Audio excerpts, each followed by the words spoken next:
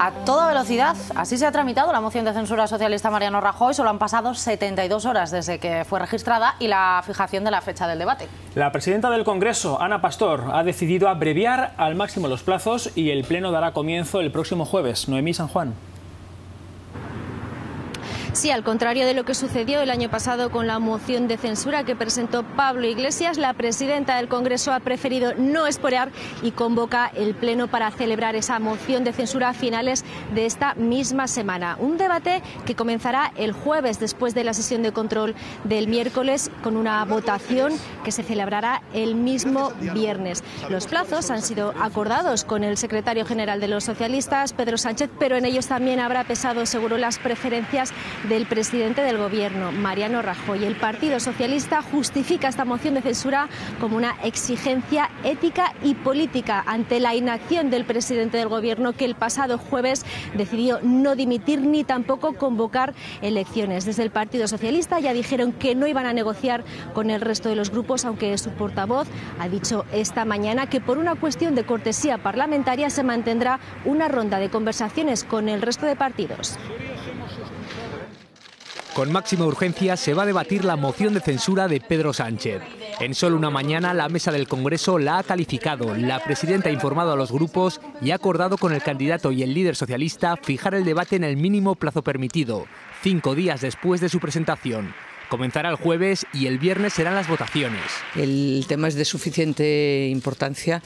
No habiendo ninguna tramitación como el año pasado del presupuesto ni de ningún tema de los gordos, pues se entiende que esta es la obligación de la Cámara y eso es lo que se va a hacer. El PSOE defiende que se ha visto obligado a presentar la moción por ética democrática ante la inacción, dice, de Rajoy tras la sentencia de la Gürtel. La defensa de nuestros valores y libertades, sobre todo aquellos de mayor contenido social, pasan porque haya un presidente que tenga credibilidad y además por un presidente que no trate de tapar la corrupción de su partido.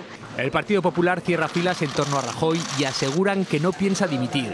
Desde el Gobierno central arrecian las críticas contra Sánchez, al que acusan de haberles traicionado y de buscar solo su propio interés. Y esto afecta a la estabilidad de España con toda claridad. La ambición del señor Sánchez es más importante que la estabilidad de España para el señor Sánchez, que quiere ser presidente del Gobierno, cueste lo que cueste, a costa de quien sea.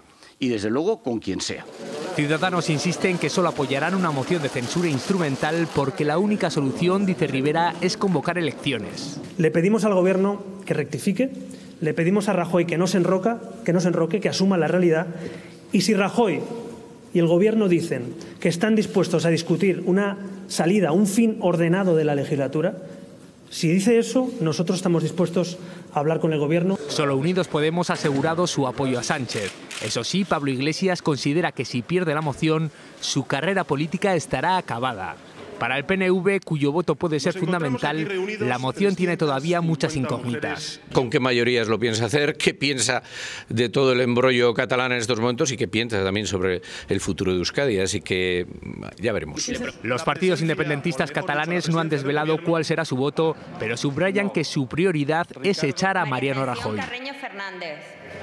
Y esta tarde reunión del Comité Federal del PSOE para respaldar la presentación por parte de la dirección socialista de esa moción de censura Noemí San Juan contra el Gobierno de Rajoy. Sí, una reunión que comenzará a las 5 de la tarde en la sede central del Partido Socialista y a la que acudirá el secretario general de los socialistas aragoneses. Javier Lambán justifica la presentación de esta moción de censura porque Mariano Rajoy, lejos de asumir responsabilidades tras salir la sentencia del caso Gürtel, decidió permanecer en la presidencia del Gobierno y no convocar elecciones. Y precisamente la convocatoria de elecciones es para el presidente de Aragón la mejor solución a esta crisis.